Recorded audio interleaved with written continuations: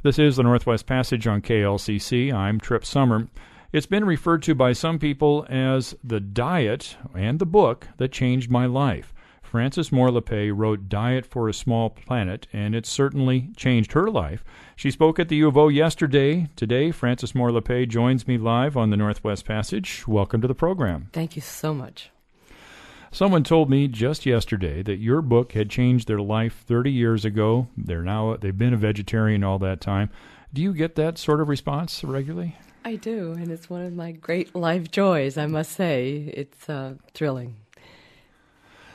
And when people talk to you, do they have other stories to tell you about how that book changed their lives? Yeah, I guess my favorite story of late is a fellow I met at church in Boston who told me that he read Diet for a Small Planet sitting on a hillside in Kenya and reading the book by moonlight in the 1970s. And it did, he said, affect the course of the choices that he made. So I feel very, very grateful to be part of this community where the questions that I was asking were also the questions others were asking. And it did change my life because suddenly I realized that I was not alone. That was the biggest change for me.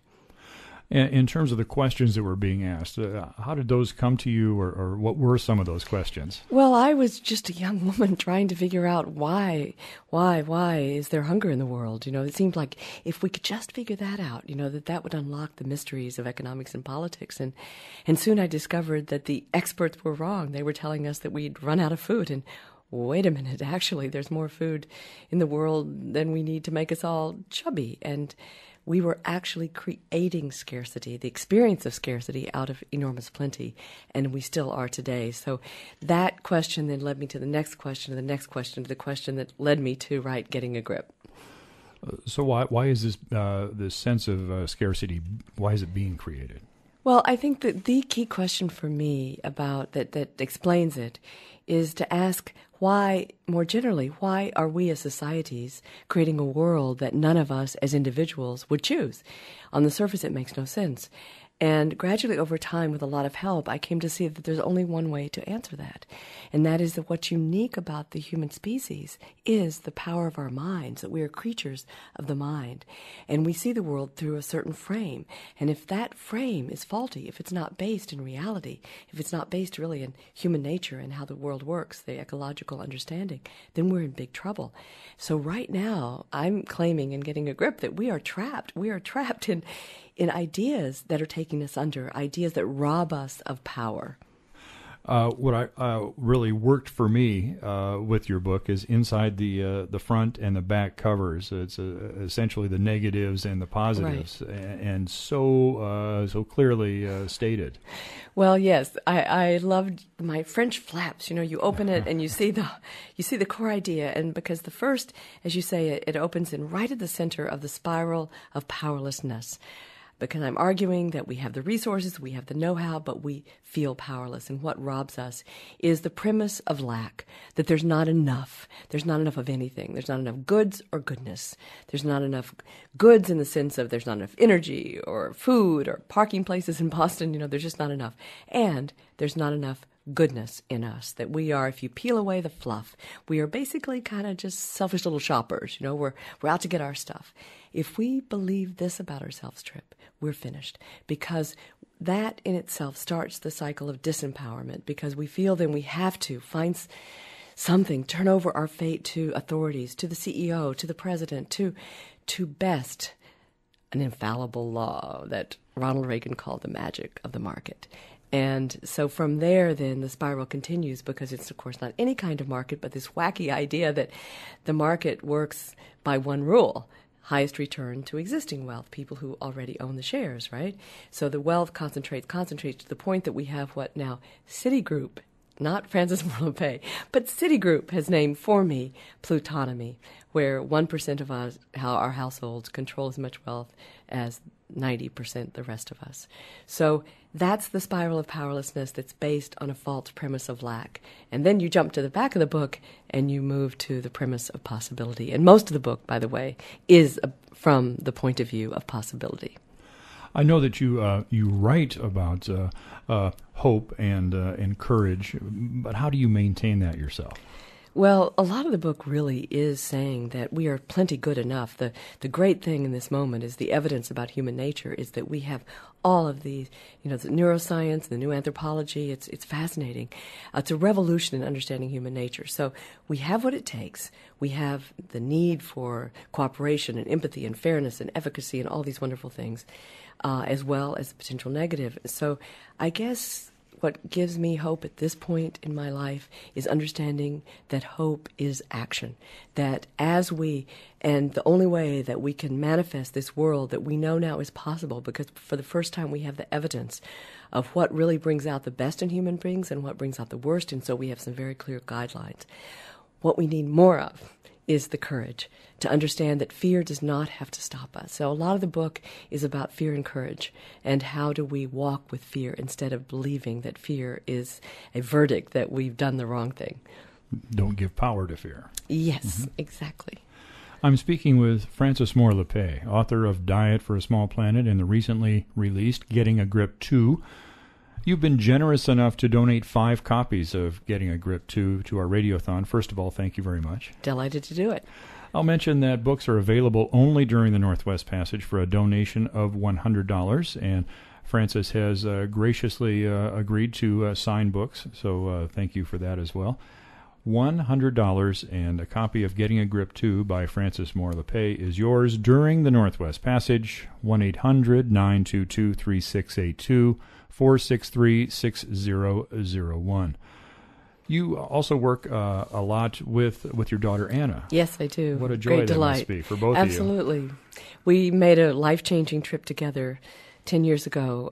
We traveled the world to document what is emerging in what I call living democracy, which is the breaking free of the negative, false ideas about that are trapping us. And so we documented living a democracy emerging on 5 continents in our book, Hope's Edge. And then from that, she's gone on to do marvelous things, including a new book entitled Diet for a Hot Planet, where she takes the core themes here and applies them to how our diet relates to climate change, because it turns out that this extractive and destructive agricultural practice that creates scarcity also generates about 1/3 of greenhouse gas emissions. So I'm very proud of her, and she's on a book tour too right now. So we're touring somewhat together right now. You're going to merge the tour at any point and appear in the same? In fact, I'm interviewing her for the Commonwealth Club in San Francisco in about 10 days. That'll be fun. Yeah.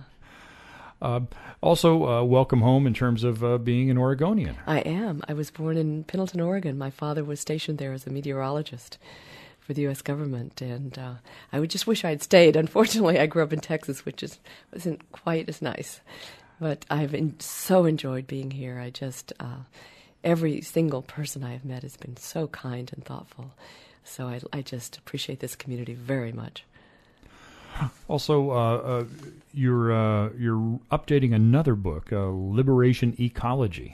Well, no, not updating it. I haven't released it for general publication. Oh, okay. Yeah, I'm doing Thank this you. book as a collaboration with my readers.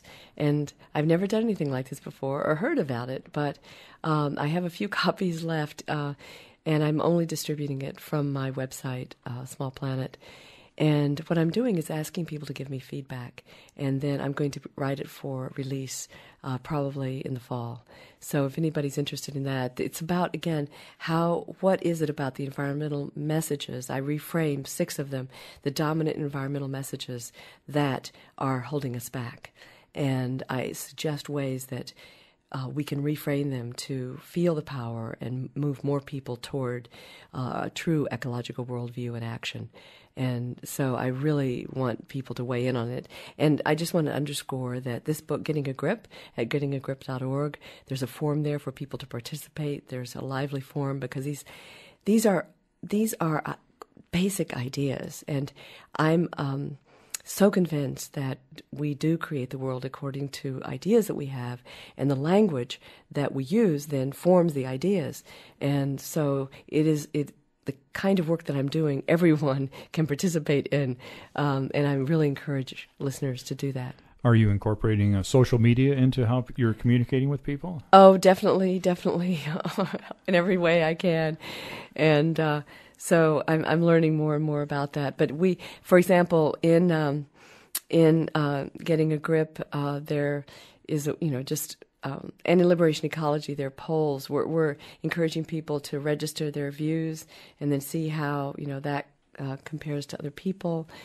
So we're trying all sorts of ways. But I think the key is to understand that all of my writing is a conversation. I mean, this book, Getting a Grip, the 2 part, means that I want there to be a 3, 4, 5, because this is always a process of learning for me. And I really think I want to underscore that I would say half the book at least is stories of what is emerging in what I call living democracy, where people are birthing a culture. Understanding that democracy is not just a structure that we inherited that's done to us or for us, but it's what we are creating in our communities. And so there are many, I look at it from the point of view of what is living democracy as a culture that is not a set system, but a set of values, a set of system values that permeate throughout. And so there's stories of, in economic life, the emergence of cooperatives, for example. Now, when you say democracy, this isn't just campaign slogans and ballot boxes. How would you define democracy as you're speaking about it? Well, I use the term living democracy because what is failing so grossly and so tragically is democracy understood as simply a market plus elections. That is proven to fail. Think of India, for example. Market plus elections, and yet half the children in India are stunted by malnutrition. Today in America, half the children will be dependent on food stamps at some point. This approach to democracy is just that thin democracy, I call it in the book, is failing because it is based on this premise of lack, that we're not able to come forward. So living democracy is a culture in which it's understood that human beings, and this is where it gets down to what we're now learning about our very nature, that we evolved to be doers, to be co-creators, not to be couch potatoes and whiners and choppers. And so our current notion of democracy is something somebody else does, is malaligned with our very nature, and that's why depression is epidemic. And living democracy involves, for example, students on campus who are very heavily engaged in greening their food systems and recycling, and engaged. I talk to students who are involved in something called Show Me Democracy, which is connecting directly with their legislators to move them toward serious climate change legislation, and demystifying the political process is something that answers to us. So living democracy includes everything from engaging students in what I call apprentice citizenship, even little kids, to economic life, to understand that we can both be engaged in an economic enterprise. Do you know, speak as democratically, that there are probably more people in the world who are members of cooperatives than who own shares in publicly traded companies? This is not a marginal phenomenon, and it's growing very fast. And as well as criminal justice, as well as politics itself, including getting money out and us in. And in 3 states now, it is shown that we can do this through voluntary public financing, and it's working brilliantly so that a waitress and a teacher can actually run for office and win. Thank you so much for being here today. My great pleasure. Thank you, Trip. Frances Moore-LePay's latest publication is Getting a Grip 2. It's published by Small Planet Media. The website is smallplanet.org. Thank you so much. Enjoy the rest of your stay in your native state.